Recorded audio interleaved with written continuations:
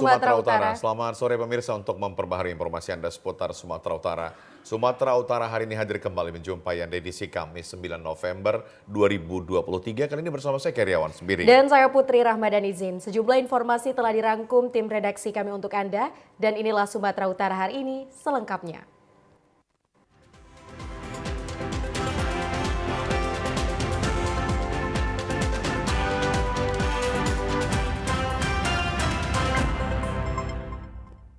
Pemirsa, Polres Kota Sibolga bersama BNN dan TNI melakukan penggerebekan 3 lokasi berbeda di Kota Sibolga yang kerap menjadi tempat peredaran narkoba. Dari penggerebekan tersebut sejumlah barang bukti dan 2 warga diamankan tim gabungan.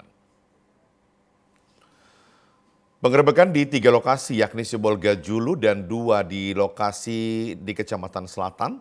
Tim gabungan yang dipimpin Kapolres Kota Sibolga AKBP Taryono Raharja langsung melakukan pemeriksaan ke sejumlah tempat yang disinyalir menjadi tempat penggunaan narkoba. Di antaranya lokasi pekuburan serta 1 pondok di kawasan perbukitan. Dari hasil penyisiran tersebut sejumlah barang bukti, alat yang biasa digunakan penggunaan narkoba banyak ditemukan petugas tim gabungan. Selain sejumlah barang bukti alat penggunaan narkoba, tim gabungan juga berhasil mengamankan 2 orang warga yang berada di lokasi penggerebekan. Setelah dilakukan tes urin, keduanya terbukti mengkonsumsi narkoba dan selanjutnya dibawa ke Mapolres Kota Sibolga untuk menjalani pemeriksaan.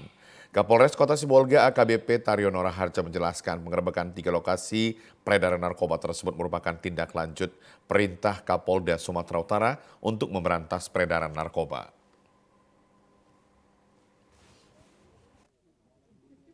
Di beberapa tempat tersebut kita menemukan beberapa alat yang digunakan untuk aktivitas narkoba seperti alat bong, mancis, dan beberapa sisa yang sudah digunakan.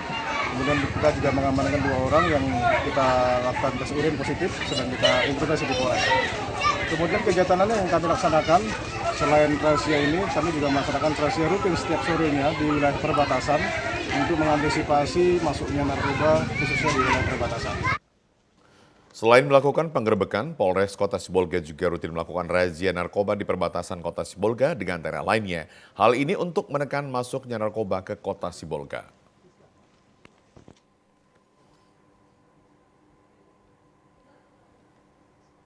Tim gabungan TNI Polri dan BNNP Sumut mewacanakan akan mendirikan pos bersama di barak narkoba yang secara terang-terangan beroperasi di hotel di wilayah Kutalim Baru. Diduga menjadi lokasi barak narkoba yang selama ini tidak tersentuh tim penegak hukum. Lokasi ini mendadak kosong tanpa ada aktivitas dan terlihat dilengkapi dengan bilik-bilik berukuran kecil yang diduga untuk menggunakan dan transaksi narkoba. Petugas menemukan berbagai barang bukti seperti narkoba jenis ganja, ratusan jarum suntik, kaca pirex dan dot, mancis, senjata tajam jenis samurai, buku catatan penjualan narkoba dan lainnya. Tim gabungan Polda Sumatera Utara Kodam 1 Bukit Barisan bersama Badan Narkotika Nasional Provinsi Sumatera Utara meninjau barak judi dan narkoba yang berlokasi di Dusun Tanjung Pama Desa Namor Rube Julu, Tanjung Pama, Kecamatan Kutalim Baru, Deli Serdang kemarin. Kedatangan tim gabungan ini tidak menemukan 1 orang pun yang sedang berada di barak narkoba tersebut. Kapolda Sumut Irjen Agung Setia Imam Effendi mengatakan, dari penggerebekan ini diamankan 21 mesin jackpot, 3 kg ganja siap edar, hingga puluhan bong atau alat hisap narkoba jenis sabu-sabu. Tidak hanya di 1 lokasi saja, petugas gabungan ini juga melakukan penyisiran di beberapa lokasi yang kerap dipakai untuk judi narkoba dan jual beli narkoba. Adapun lokasi lainnya yang menjadi target operasi adalah barak di Tanjung Pamah Desa Namorambe Julu, Kecamatan Kutalim Baru, Kabupaten Deli Serdang. Dari salah satu barak pada 2 lokasi berbeda, petugas menemukan barang bukti 21 unit mesin judi jackpot. Saat ini status barak diserahkan ke Polrestabes Medan dengan status tidak boleh ada aktivitas. Akan dilakukan pemeriksaan laboratorium forensik Polda Sumatera Utara. Kapolda Sumatera Utara Irjen Pol Agung Setia Imam Effendi mengatakan, penghuni barak telah melarikan diri saat petugas masuk ke lokasi. Tempat yang terbuka dan saya yakin tempat yang terbuka ini akan memudahkan mereka untuk lari. Tadi terjadi kejar-kejaran antara pelaku dan tentu kita akan teruskan proses penyelidikannya. Kita akan tempatkan pos bersama TNI, Polri, dan BNP serta masyarakat di sini di tempat-tempat yang mereka gunakan untuk menggunakan narkoba ini. Bilik-bilik ini akan kita proses selanjutnya dan kita harapkan kerjasamanya seluruh pihak.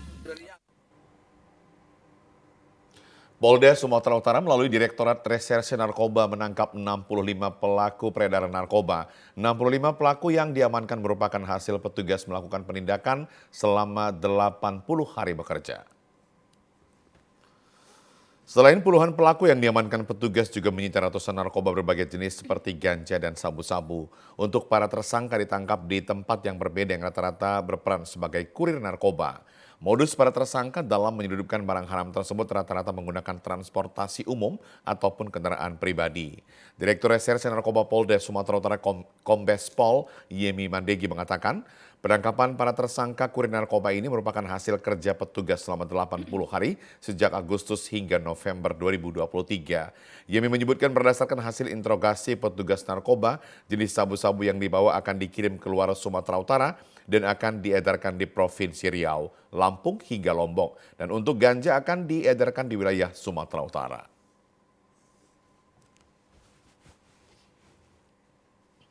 Sebanyak 43 kasus atau 43 laporan polisi dengan 65 tersangka. Kemudian untuk jumlah barang bukti sabunya 102,5 kg dan untuk barang bukti ganja sebanyak 124 kg yang akan dimusnahkan pada hari ini. Dan dari hasil penangkapan tersebut, khususnya untuk sabu merupakan jaringan internasional dari negara jiran. Usai dipaparkan kepada awak media, selanjutnya barang bukti narkoba ini langsung dimusnahkan menggunakan mesin insinerator. Pemirsa, aksi pengeroyokan terhadap sejumlah pemuda terekam kamera pengawas di kawasan Desa Bandar Setia, Kecamatan Percut Seituan, Kabupaten Deli Serdang, Sumatera Utara. Peristiwa yang terjadi di sebuah kafe ini mengakibatkan 2 korban menderita luka di bagian tubuh dan juga kepala. Pada rekaman kamera CCTV ini memperlihatkan detik-detik aksi pengeroyokan yang dilakukan oleh sejumlah pemuda yang diduga merupakan anggota salah satu organisasi kepemudaan. Pada rekaman CCTV yang kemudian viral di media sosial tersebut, terlihat keributan terjadi saat korban yang tidak sengaja menyenggol meja para pelaku yang saat itu berjumlah sekitar puluhan orang. Tidak terima dengan hal tersebut, para pelaku tanpa kompromi langsung melakukan penganiayaan terhadap 2 orang korban hingga menderita luka di bagian tubuh dan kepala. Salah seorang korban, Muhammad Fahmi, mengatakan mereka tidak mengenal seorang pun para pelaku tersebut, namun kuat dugaan mereka merupakan anggota salah satu organisasi kepemudaan. Kedua korban yang menderita luka di bagian tubuh karena pukulan yang dilakukan oleh para pelaku dan luka di bagian kepala akibat dilempar botol minuman kaca oleh salah seorang pelaku. Kami minum di belakang, Bang. Minum di belakang, kawan ngajak ke sana ke kafe Bintang. Setelah kami minum santai-santai, tiba-tiba gara-gara kena meja langsung nyerang, Bang.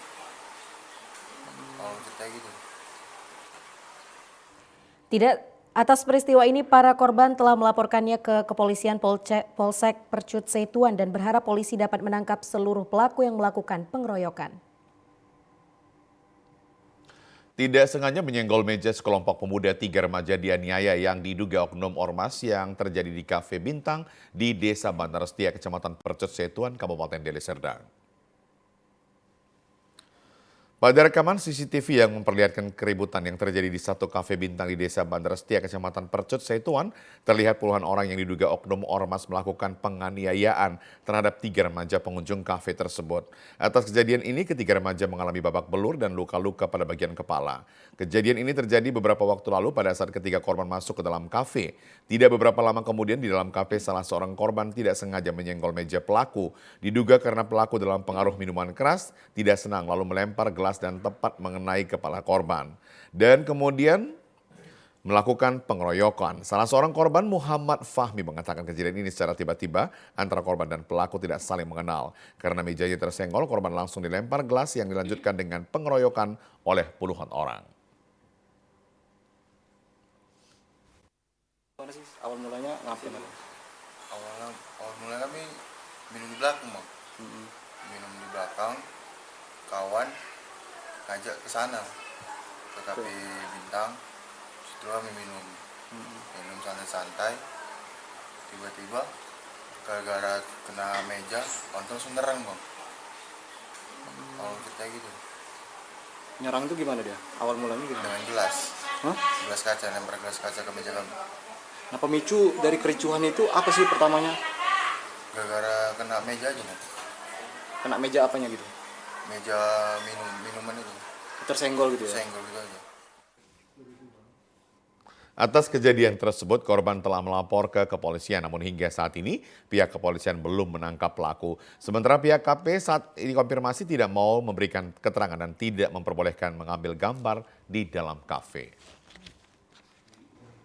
Pemirsa, pembersihan lahan kembali dilakukan oleh Satpol PP Pemprov Sudi Lahan Sport Center. Hal ini sempat terjadi kericuhan karena warga yang tidak terima gubuk yang baru dibangunnya dirusak dan semua material bangunan akan diangkut.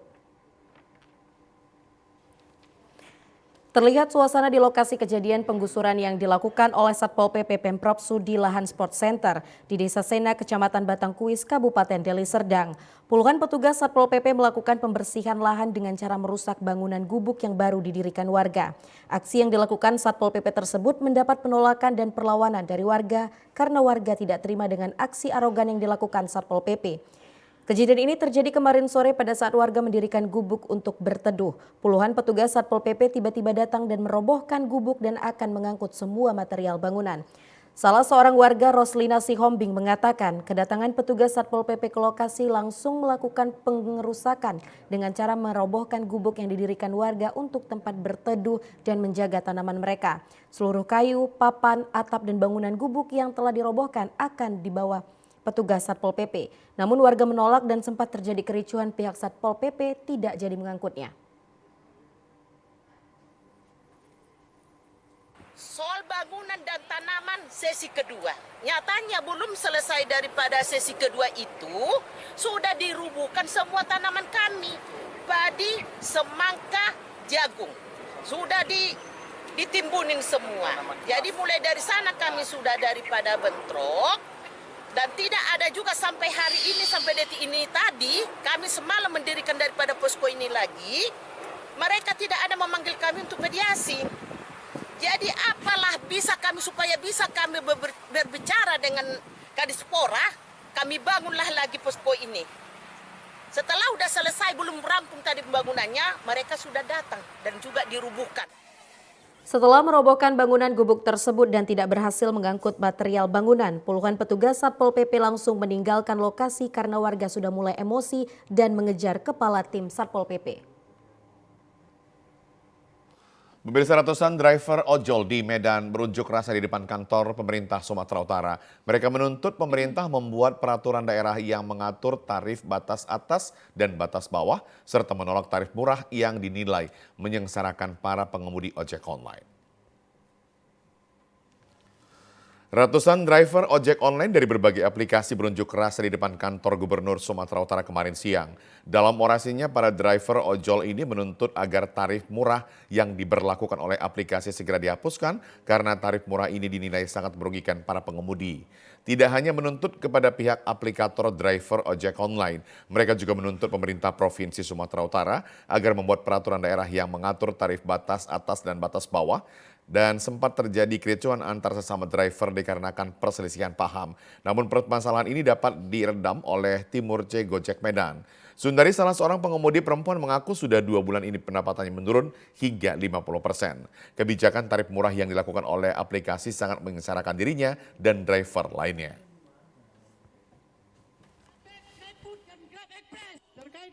Karena mengadakan tarif goceng itu yang memerankan kami para driver.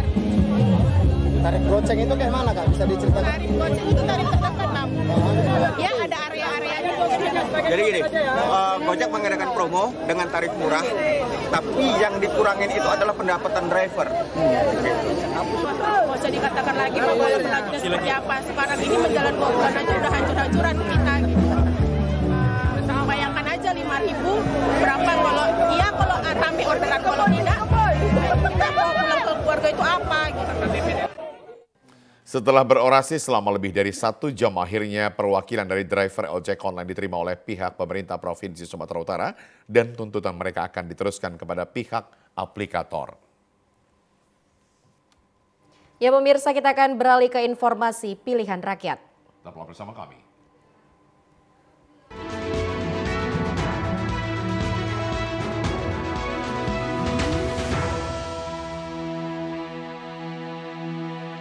Pemirsa, menjelang Pilkada 2024, Pangdam 1 Bukit Barisan mengingatkan kembali prajurit TNI untuk tidak berpolitik. Mayor Jenderal TNI Muhammad Hasan menghimbau seluruh prajurit tidak mengambil tindakan sendiri ketika menemukan pelanggaran terkait pemilu. Kodam 1 Bukit Barisan bersama Forkopimda Sumatera Utara mengikuti apel gelar pasukan persiapan pengamanan pemilu yang dipimpin secara daring oleh Kepala Staf Angkatan Darat di Lapangan Merdeka Medan kemarin. Kepala Staf Angkatan Darat turut menerima laporan kesiapan pengamanan dari berbagai masing-masing wilayah.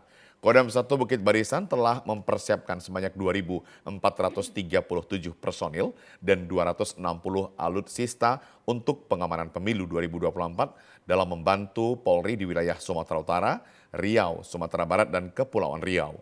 Dalam amanatnya, Kepala Staf Angkatan Darat Jenderal TNI Subianto menerangkan apel ini digelar untuk mengukur kesiapsiagaan Satuan TNI Angkatan Darat dalam mengawal pesta demokrasi yang akan dilaksanakan beberapa bulan ke depan.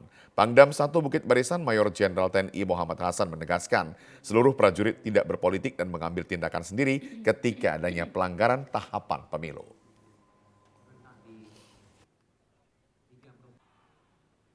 Terjadinya penurunan alat peraga itu saya harapkan tidak terjadi di tempat kita, dan itu pun tidak boleh kalian melakukan tindakan apapun. Kalian laporkan kepada pimpinan kalian, dan saya sudah perintahkan termasuk Kapolda, para komandan satuannya, para pimpinannya menghubungi langsung ke telepon. Biarkan kami yang mengambil tanggung jawab ini untuk memberikan instruksi lebih lanjut. Saya akan berkoordinasi dengan Ketua DPR, dengan pimpinan Mako untuk menyampaikan hal ini. Usai apel gelar pasukan persiapan pengamanan pemilu 2024, TNI Polri dan Forkopimda melakukan penandatanganan perjanjian kerjasama deklarasi pemilu damai. Sementara itu, tim gabungan TNI Polri melakukan latihan aksi demonstrasi penanggulangan huru-hara pada penyelenggaraan pemilu 2024 di Medan, Sumatera Utara. Latihan ini turut melibatkan petugas TNI Polri yang dilengkapi dengan alutsista penanggulangan pengamanan pemilu 2024. Tim gabungan TNI Polri dari petugas penanggulangan huru-hara bersiap siaga mencegah aksi demonstrasi tolak pemilu di Jalan Pengadilan Medan kemarin. Sejumlah massa demonstrasi datang dengan membawa poster yang bertuliskan aspirasi. Di antaranya Money Politik terus berusaha mendobrak barisan petugas penanggulangan huru-hara. Aksi saling lempar tidak terelakkan lagi sehingga petugas melepaskan tembakan gas air mata ke arah massa demonstrasi. Tidak merasa puas, massa mulai memanas dan membakar sejumlah ban bekas. Usai memberi peringatan dan pendekatan terhadap massa, aksi petugas berhasil memadamkan api. Latihan aksi demonstrasi penanggulangan huru-hara yang mencoba menghalangi berjalannya penyelenggaraan pemilu damai merupakan bagian dari persiapan TNI Polri dalam pengamanan pemilu 2024. KPU telah menetapkan penyelenggaraan pemilu 2024 akan berlangsung pada 14 Februari 2024. Pangdam 1 Bukit Barisan Mayor Jenderal TNI Muhammad Hasan mengatakan TNI Angkatan Darat telah siap untuk mengamankan pemilu 2024. TNI Angkatan Darat siap untuk mengamankan pemilu bersama unsur-unsur TNI dalam rangka mendukung Polri untuk pengamanan pemilu. Kami sudah siap, Pak. TNI Polri sudah siap, bahkan kami sudah melaporkan secara khusus kepada Ketua KPU apabila diperlukan dukungan kami untuk terutama sarana transportasi untuk mendorong perlengkapan pemilu, kita sudah siap, Pak. Jadi kami siap dengan semua alutsista yang ada pada TNI dan Polri, apabila dibutuhkan itu kami siap. Kapolda Sumatera Utara Inspektur Jenderal Polisi Agung Setia Imam Effendi mengatakan bersama TNI Polri beserta masyarakat bersama-sama menjaga keamanan. Bersama dengan seluruh prajurit TNI Polri ingin menjaga dan memastikan situasi kondusif wilayah Sumatera Utara ini terus bisa kita jaga. Kita akan terus memastikan bahwa keamanan, ketertiban yang selama ini sudah berjalan akan terus kita jaga.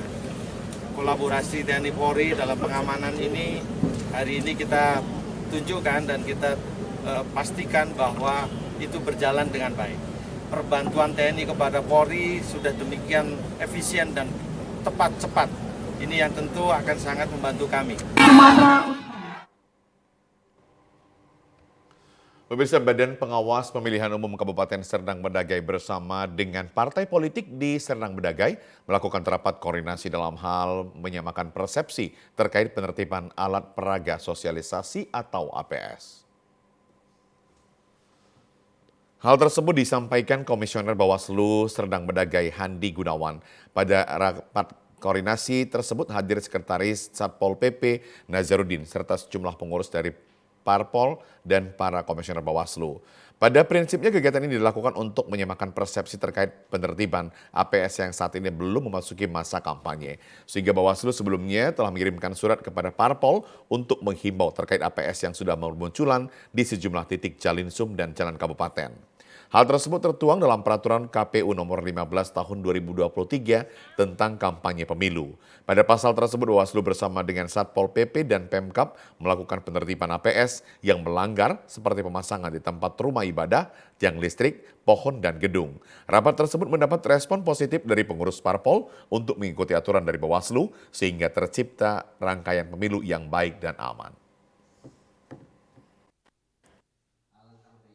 Menyampaikan imbauan kepada partai politik dan ini terkait penertiban APS yang melanggar aturan-aturan sesuai peraturan undang-undangan. Jadi di sini kita akan membuat rapat koordinasi terhadap semua parpol menyampaikan agar APS yang menyalahi aturan peraturan perundang-undangan sesuai dengan yang ada di PKPU nomor 15 tahun 2023, maka itu kita minta untuk partai politik dengan kesadaran sendiri mencabut APS yang dikategorikan melanggar aturan PKPU tersebut.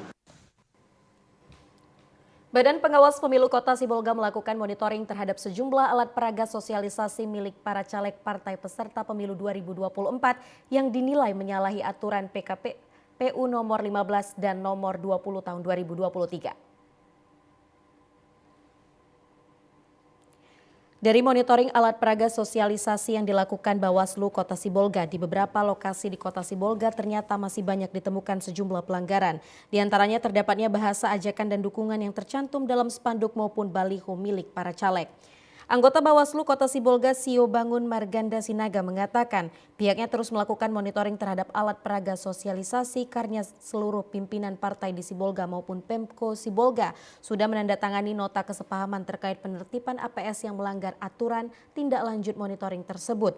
Bawaslu Kota Sibolga hanya memberi himbauan kepada para simpatisan calon legislatif yang telah memasang spanduk maupun baliho agar untuk sementara menertibkan sendiri hingga batas tanggal 9 November mendatang. Dan nantinya dapat kembali memasangnya sesuai jadwal pelaksanaan kampanye.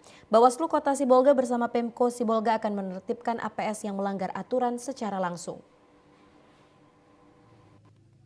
Kegiatan kita adalah untuk melakukan monitoring terhadap bagaimana Panwaslu Kecamatan dan Panwaslu Kelurahan Desa melakukan pendataan terhadap APS dan APK yang menyalahi peraturan perundang-undangan sesuai dengan PKPU 20 tahun 2003 tentang perubahan PKPU 15 tahun 2003 tentang kampanye. Masih ada beberapa alat APS itu alat peraga kampanye yang menyalahi. Nah, kita mencoba untuk melakukan sosialisasi kepada masyarakat pada saat kita melakukan monitoring di lapangan. Pemirsa, Komisi Pemilihan Umum Kabupaten Serdang Bedagai telah menerima kiriman logistik KPU berupa bilik suara serta segel. Sementara untuk kebutuhan logistik lainnya akan tiba dalam beberapa hari lagi di gudang KPU di Dusun 4 Desa Pematang Guntung, Kecamatan Teluk Mengkudu, Serdang Bedagai. Saat ini KPUD Serdang Bedagai fokus pada pendistribusian logistik yang datang dari KPU RI menuju gudang KPU. Untuk pengiriman logistik di tahap pertama, KPU telah menerima bilik suara sebanyak 8.632 panel bilik. Pada tahap kedua, KPU telah menerima logistik berupa segel sebanyak 207.000 yang saat ini telah berada di gudang KPU. Komisioner KPUD Serdang Bedagai Muhammad Sofyan mengatakan, saat ini KPU masih terus menunggu sejumlah logistik lainnya, diantaranya tinta, kotak suara, formulir lainnya, alat coblos atau busa, ulir, bahan-bahan untuk pemasangan DCT, formulir untuk saksi, yang saat ini masih dalam proses pengiriman dari KPU RI ke KPU Serdang Bedagai. Sementara untuk Menampung sejumlah logistik pemilu yang saat ini masih dalam proses pengiriman, KPU telah menyiapkan 2 tempat gudang yang dimaksimalkan untuk penampungan logistik. Sofyan menambahkan pada proses pengiriman logistik ini, sekretariat serta para komisioner telah siap untuk menerima sejumlah logistik lainnya yang akan tiba dalam beberapa hari lagi dan penempatannya sudah diatur sebaik mungkin. 2 jenis logistik kita yang telah sampai di gudang KPU Sedang Bedagai, yaitu bilik suara yang berbahan karton ya. Jadi yang kedua yang sudah kita terima itu segel dan berjumlah 207.000. Sudah kita juga pindahkan di gudang kita yang kedua di sana. Kemudian seperti kotak suara itu nanti ada kena 5 surat suara, tentu 5 kotak yang juga berbahan kardus itu akan menyusul. Ya pemirsa, sejumlah informasi lainnya akan kami hadirkan usai jeda pariwara berikut ini. Tetaplah bersama kami di Sumatera Utara hari ini.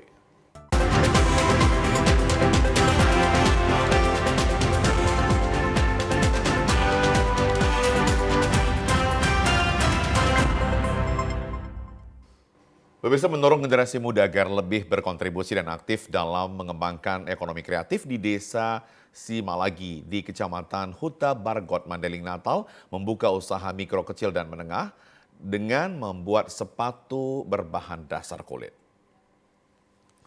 Untuk meningkatkan perekonomian warga di Desa Simalagi, Kecamatan Huta Bargot, Mandailing Natal, mantan kepala desa menciptakan pelatihan pembuatan sepatu berbahan dasar kulit yang diproduksi melalui industri rumahan. Berbagai jenis dan model sepatu berkualitas dipajang di salah satu kios warga. Usaha pelatihan ini diharapkan mampu mendongkrak ekonomi warga desa untuk mendukung pelaku ekonomi kreatif agar terus berkembang untuk meningkatkan ekonomi masyarakat. Camat Huta Bargot, Miswar Pulungan akan membiayai modal pendampingan dalam mendirikan usaha kreatif warga melalui anggaran dana desa. Diketahui usaha pembuatan sepatu di Mandailing Natal ini pertama dirintis oleh mantan kepala desa bersama beberapa warga, namun sempat terhenti beberapa tahun lalu diakibatkan COVID-19 melanda daerah ini.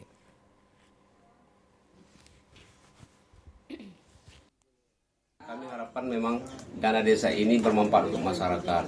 Artinya dia harus secara kontinu bisa berkelanjutan ya. Kalau kami pengen sepatu yang sudah cantik dan saya pikir ini sudah sangat bagus secara kualitas, ini harus di branding memang. Kita harus branding ini dengan bagus sehingga nanti produk Simalagi yang menurut kawan-kawan yang di sini dari desa berharap ini menjadi brand Simalagi Sus. Tentunya ini sebagai cikal bakal menurut kami. Ya, kalau bisa ini jadi trigger untuk desa lain untuk dijadikan produk-produk unggulan di Huta Bargot. Selain berkualitas, bagus dan tidak kalah dengan merek dari luar negeri, harga sepatu ini juga terjangkau dan murah, mulai dari Rp200.000 hingga Rp300.000 per satu pasang sepatu. Sepatu kulit produksi rumahan ini juga diharapkan dapat bertahan hingga menjadi contoh bagi desa lainnya, sehingga geliat industri rumahan ini dapat bersaing dengan produk modern lainnya. Pemirsa, guna menurunkan angka stunting di Kabupaten Labuhan Batu, Sumatera Utara, pemerintah melakukan berbagai terobosan. Salah satunya melalui penyuluhan yang dilaksanakan tim penyuluh kesehatan dari Dinas Kesehatan dan Bidan Desa.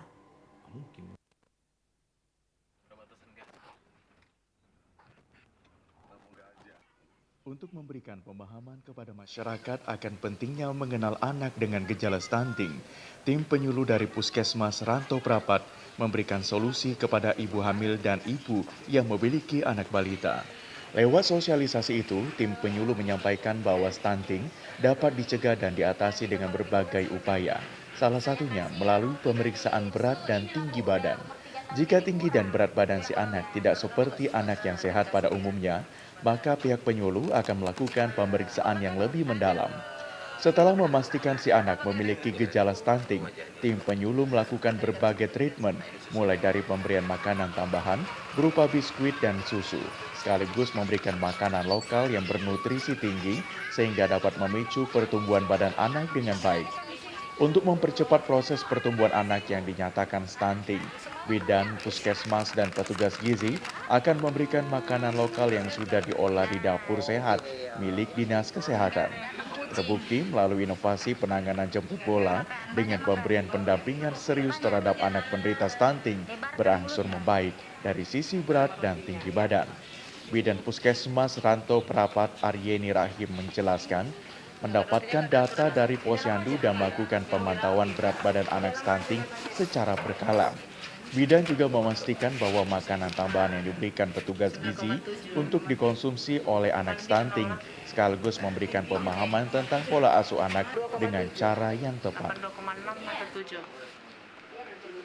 Data balita stunting dapat kita peroleh dari Posyandu, yang kita dapat dari tim gizi, yang mungkin bisa kita pantau dari pertumbuhan dan pertambahan berat badan si balitanya. Adapun di sini kita memberikan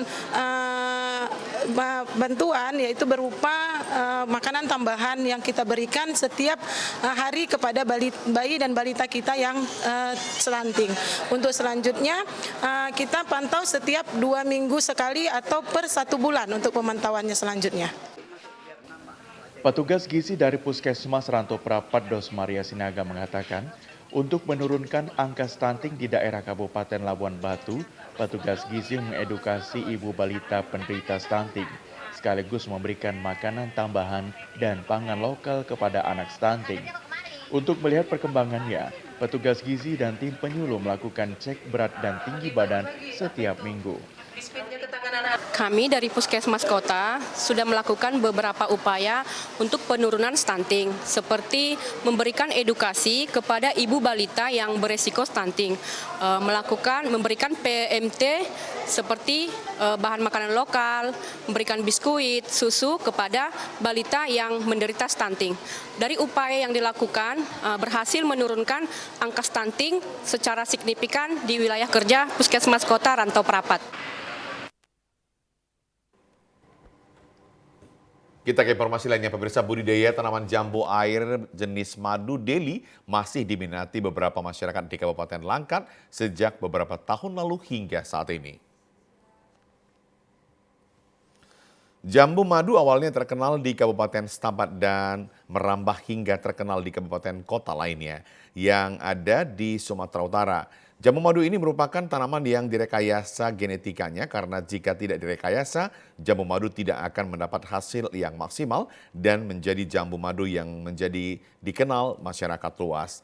Jambu madu merupakan persilangan antara jambu madu dengan jambu air biasa. Jambu madu umumnya ditanam di pekarangan rumah warga yang sengaja ditanam di dalam pot dan tidak memerlukan lahan yang luas. Sehingga menanamnya sangat mudah dan jambu madu tidak mengenal musim buah. Seperti yang dilakukan salah seorang pembudidaya jambu madu, Agus Salim mengatakan, ia bersama masyarakat sekitar umumnya membudidayakan jambu madu sejak beberapa tahun lalu. Menurut Agus Salim, masyarakat di Desa Teluk, Kecamatan Sicanggang, Kabupaten Langkat ini, masyarakat sekitar menanam dan membudidayakan jambu madu baik di pekarangan rumah tinggal maupun di lahan kebunnya.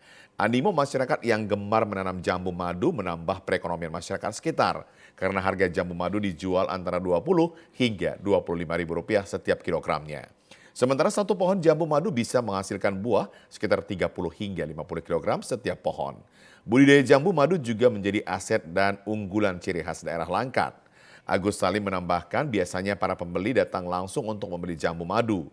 Jambu ini memiliki rasa yang manis dan renyah, juga mengandung vitamin C yang tinggi. Buah jambu madu tidak mengenal musim dan merawatnya juga sangat mudah dan perlu diperhatikan secara intensif. Diharapkan jambu madu semakin diminati masyarakat daerah Langkat maupun daerah lainnya.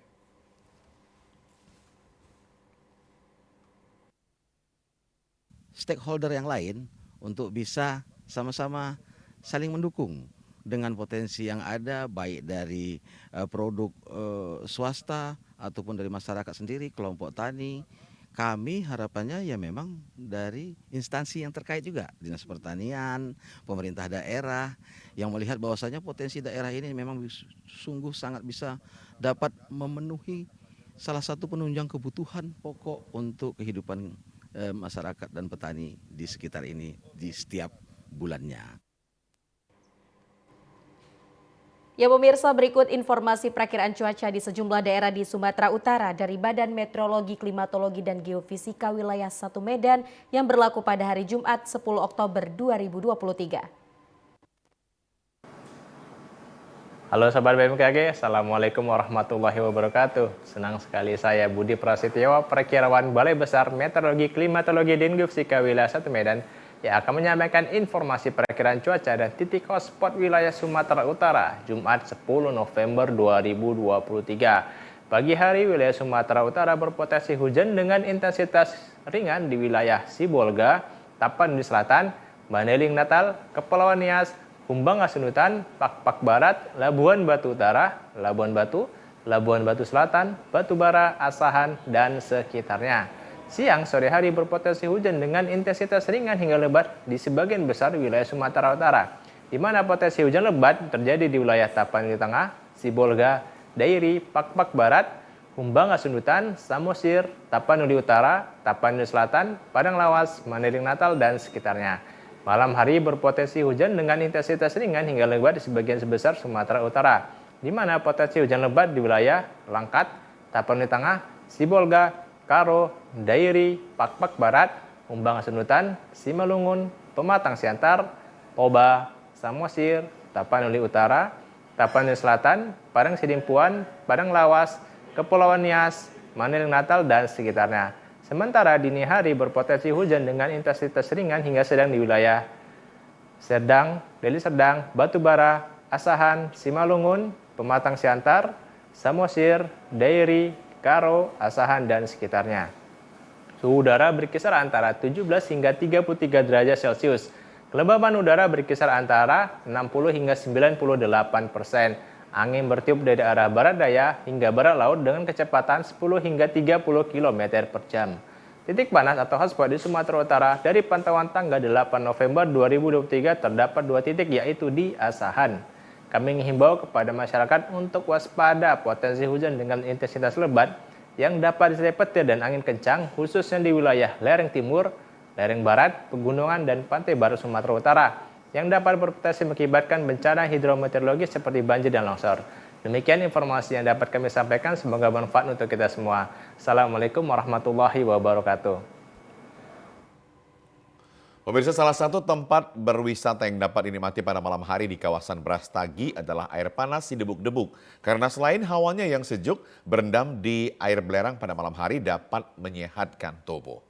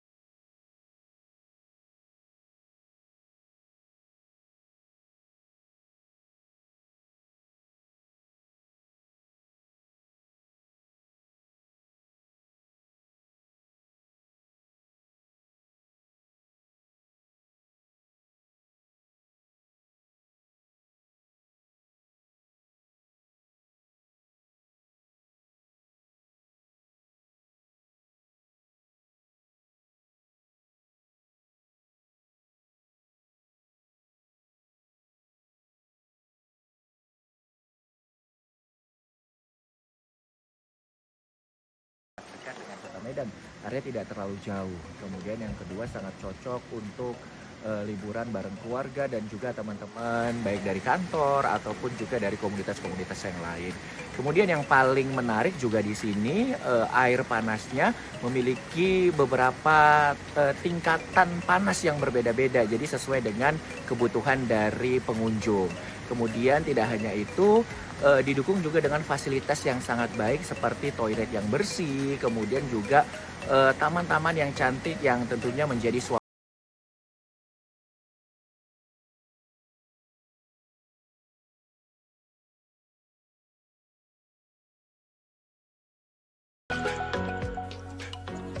melanjutkan perjalanan ke kota wisata Brastagi dapat ditempuh dengan waktu 20 menit.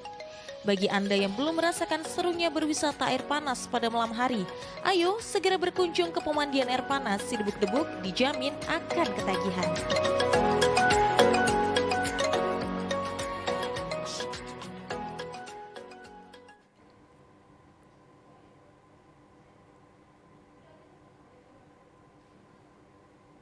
Ya pemirsa, kita beralih ke informasi lainnya. Banyaknya tantangan nelayan kecil dalam melakukan profesinya sebagai penangkap ikan membuat hasil tangkapan kian hari kian menurun sehingga tingkat kesejahteraan nelayan jauh dari harapan.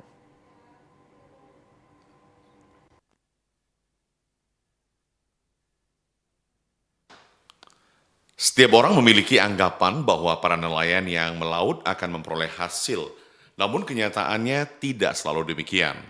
Seperti nelayan yang ada di kota Sibolga akhir-akhir ini mengaku sulit mendapatkan ikan karena banyak faktor. Faktor utama yang membuat nelayan kian terpuruk karena regulasi yang ada tidak dijalankan dengan baik. Kawasan laut yang seharusnya menjadi lokasi nelayan kecil saat ini menjadi sasaran bagi kapal besar untuk menangkap ikan. Dan hal ini tentunya membuat para nelayan kecil hanya bisa pasrah dan menambatkan kapalnya di tangkahan. Ketua Nelayan Jaring Apung, Karni Tanjung, mengaku potensi kelautan di Sibolga sangat luar biasa. Namun akhir-akhir ini banyaknya regulasi yang tidak dijalankan dengan baik sehingga berimbas terhadap nelayan kecil. Para nelayan kecil sangat berharap kepada pemerintah yang mengatur regulasi kelautan dan perikanan agar melakukan pengawasan sehingga para nelayan lebih tertib dalam menangkap ikan. Kalau regulasi menurut kami sudah bagus. Regulasi sudah bagus.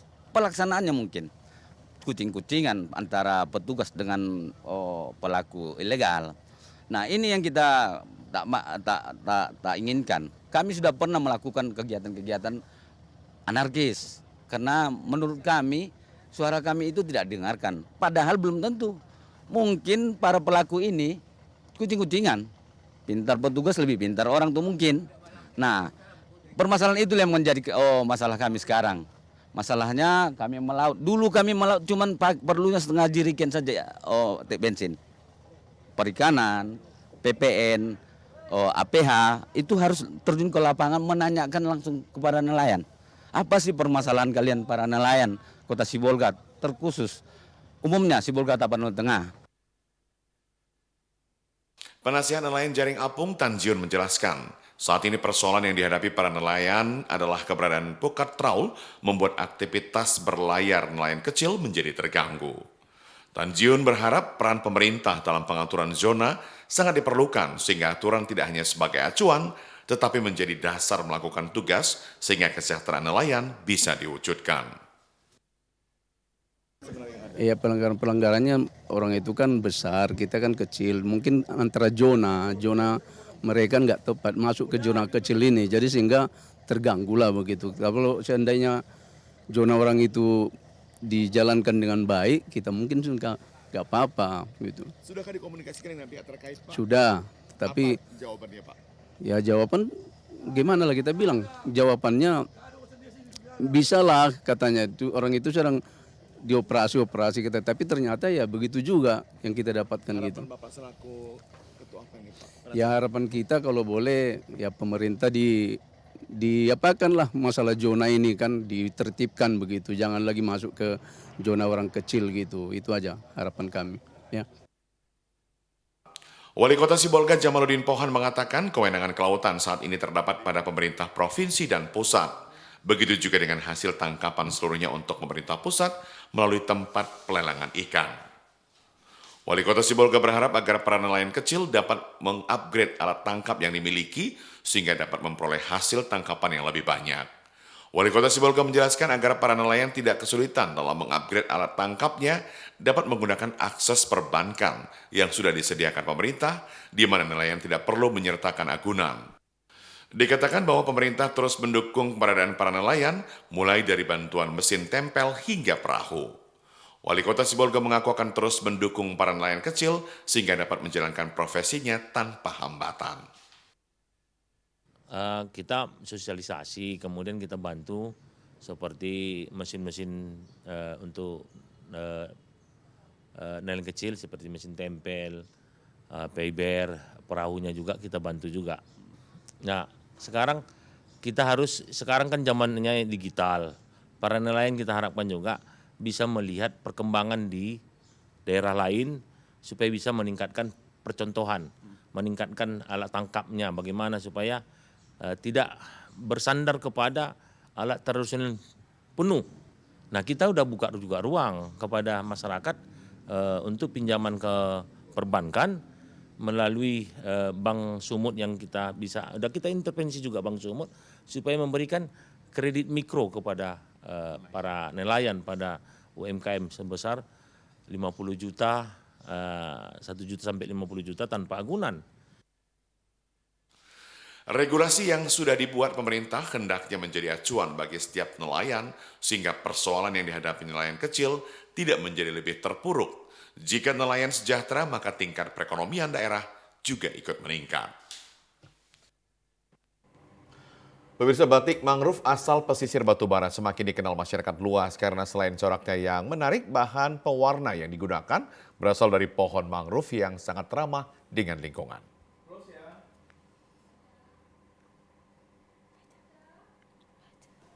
Batik motif mangrove dan biota laut pesisir Kabupaten Batubara, Sumatera Utara ini dikelola oleh ibu-ibu yang berada di kawasan hutan mangrove. Bermodal mengikuti sejumlah pelatihan dan belajar melalui media sosial, beberapa kaum ibu di pesisir Batubara tengah mengembangkan batik dengan corak mangrove dan biota laut. Batik mangrove yang dicetak di kain katun dan piskos ini memiliki kesulitan tersendiri karena masih menggunakan peralatan manual. Meski memiliki tantangan dan menyelesaikan satu helai kain membutuhkan waktu yang lama, tidak menyurutkan semangat para pelakunya karena hasil yang sudah selesai memberi kepuasan tersendiri. Apalagi saat ini banyak masyarakat yang datang untuk melihat sekaligus memesan kain batik ini untuk dijadikan bahan pakaian. Kadis Koperasi UKM Kabupaten Batubara, Rahmat Khaidir Lubis mengaku, Kabupaten Batubara sejak dulu sangat mengedepankan UKM wastra lewat kain songket dan saat ini akan mendukung penuh keberadaan pengrajin batik mangrove karena limbahnya sangat ramah dengan lingkungan.